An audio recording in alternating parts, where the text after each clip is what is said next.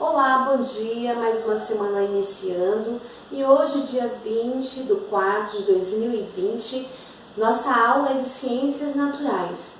Pega a apostila de vocês, abre lá na página 194, que vai até o 196, nós vamos estar falando sobre as formas e tipos de solos. Pegaram? Acompanhe a explicação. O solo é formado pela decomposição, de rochas da superfície da terra. Com o tempo, a ação dos ventos, da água, do sol, do frio, dos seres vivos, como animais e plantas, transforma essa rocha que vão se partindo em pequenos pedaços e dando origem à camada de solo, como vocês podem observar aqui. Na primeira imagem, vocês podem observar que a chuva cai e essa camada ainda é bem fininha. Na segunda imagem, com o tempo, vai se desgastando com a ação da chuva, do vento, e mesmo das plantas, engrossou mais a camada do solo. Na segunda imagem, a camada já está mais grossa, porque já sofreu muito com essas ações, que é do vento, do frio, do calor, da planta, dos animais. Aqui mesmo nós temos um exemplo, uma planta, que está em desenvolvimento. E isso faz com que o solo engrosse sua camada, tá certo? Virem a página de vocês. As camadas são chamadas de horizonte do solo e podem apresentar cores diferentes ou não. Quando se cava um buraco, você pode observar que há várias camadas com várias cores. Então ali nós vamos encontrar camada de terra, de areia, de argila. Nós vamos encontrar o quê? Nós vamos encontrar muitas vezes rochas, que são as pedras, também abaixo do solo. E o que é o solo? Esse barro que nós estamos pisando. Isso é a superfície, que é a parte de cima, tá certo? A parte superior, que costuma ser o mais escuro, que é a parte de cima, que é a parte mais escura que a gente vê, é mais rica em nutrientes.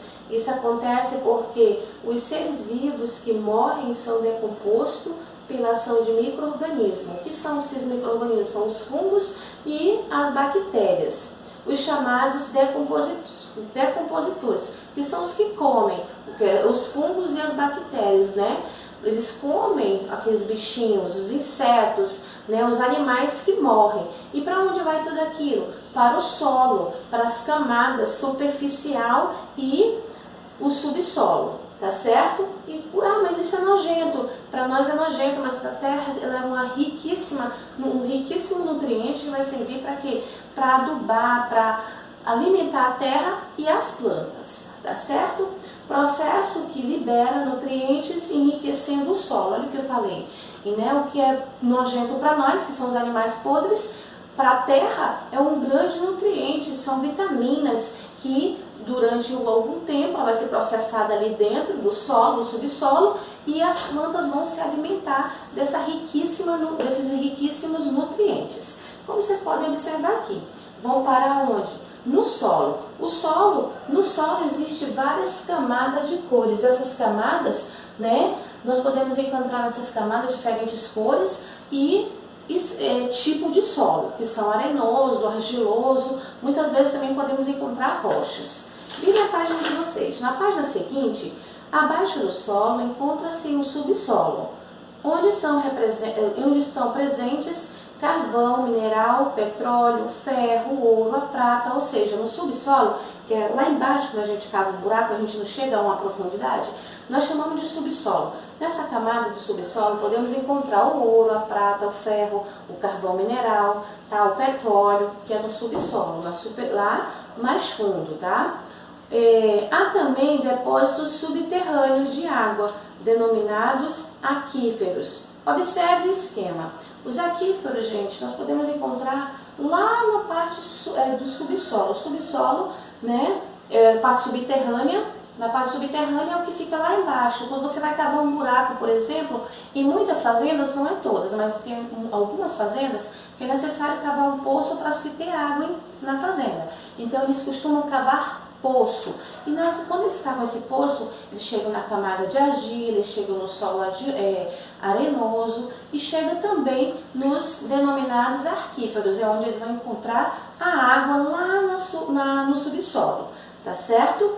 E aqui abaixo, a composição do solo varia dependendo dos tipos de rochas, que são rochas, né, a rocha-mãe, e das condições do lugar do planeta em que se formou. Por essa razão, há muitos tipos de solo. Apesar da diferença que pode haver entre eles, alguns elementos são encontrados em todos os solos. Podem ter que tipo de solo? Né? O que podemos encontrar nos tipos de solo? Nós podemos encontrar argila, areia de material orgânico, o chamado humus. De acordo com a variação na qualidade desses elementos misturados, que o tipo de solo varia. Veja dois exemplos, tá? O primeiro exemplo é o solo arenoso. Onde ele é encontrado? Ele é encontrado, por exemplo, nas praias e nos desertos. Existe mais areias do que argila desses lugares, tá? Esse tipo de solo apresenta maiores espaços entre os grãos de areia, chamados de poros, fazendo a água e o ar circularem com facilidade entre os grãos. Como há muito espaço entre os grãos, o solo retém água, né, um pouco mais de água. Ou seja, na praia quando a onda vai, que volta, você pode observar que quando ela volta, a areia já está o quê? Secando. Por quê? Ela tem mais facilidade em absorver essa água. Por quê? Porque os grãos têm um espaço entre um e outro que pode circular o quê? O vento. Então isso facilita muito a absorção, né? Ou seja, ela infiltrar mais a água. Pode observar, se você já foi a uma praia, tenta se lembrar quando a onda vai até na areia que volta. Quando ela volta, aquela areia já está sugando, já está secando. Por quê? Porque ela absorveu com mais facilidade a água. O solo arenoso, como ele é formado?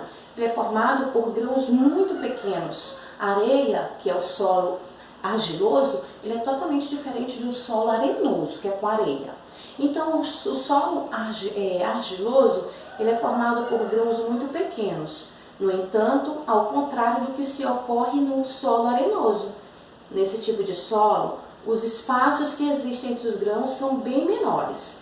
Isto faz o solo argiloso permanecer com a presença de água por mais tempo. Aqui a tia trouxe duas experiências.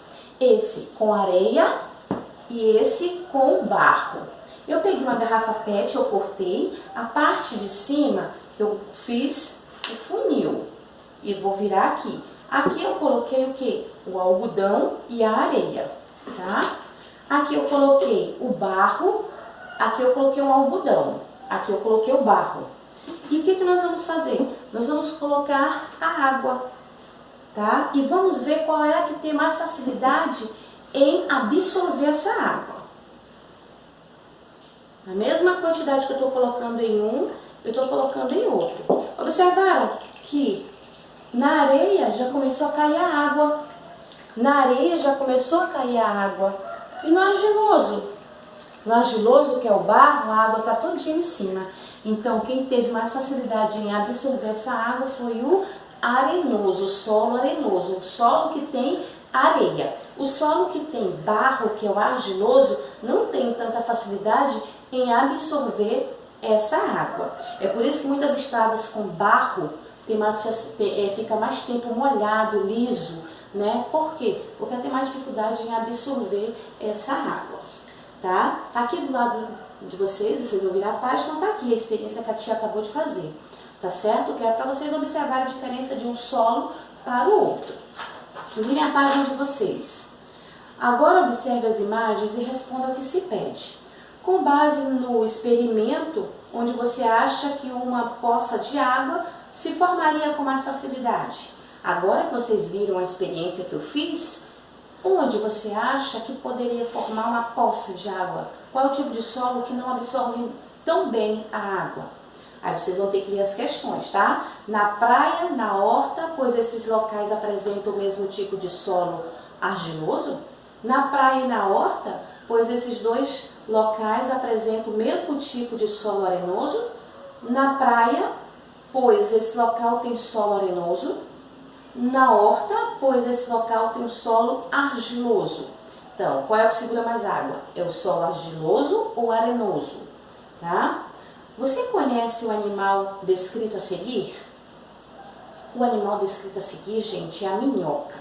As minhocas habitam o solo e, ao se movimentarem, deixam embaixo da terra, escavam túneis. Para que esses túneis? Esses túneis favorecem a entrada de ar e a penetração da água das chuvas no solo, colaborando para o desenvolvimento e o crescimento das plantas.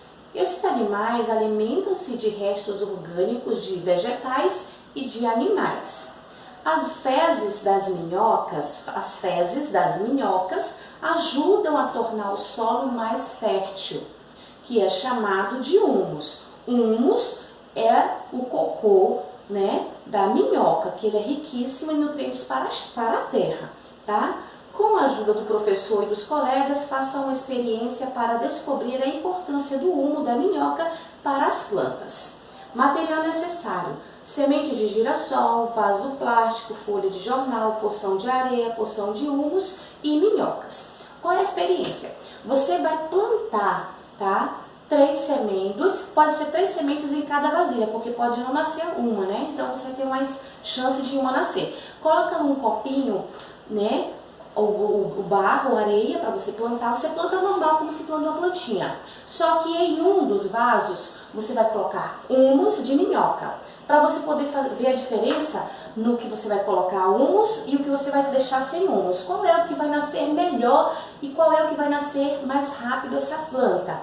Então vocês vão fazer e acompanhar essa plantinha, o crescimento dessa plantinha. A atividade de hoje é para vocês acompanhar o crescimento dessa planta. E aqui abaixo vocês vão desenhar o desenvolvimento dessa planta, tá? E abaixo, gente, eu estou deixando para vocês uma atividade para casa, tá bom? Que está aqui na página 199. Então, a nossa aula de hoje foi sobre a formação e o tipo de solo. Eu espero ter contribuído para o aprendizado de vocês. Então, até a nossa próxima.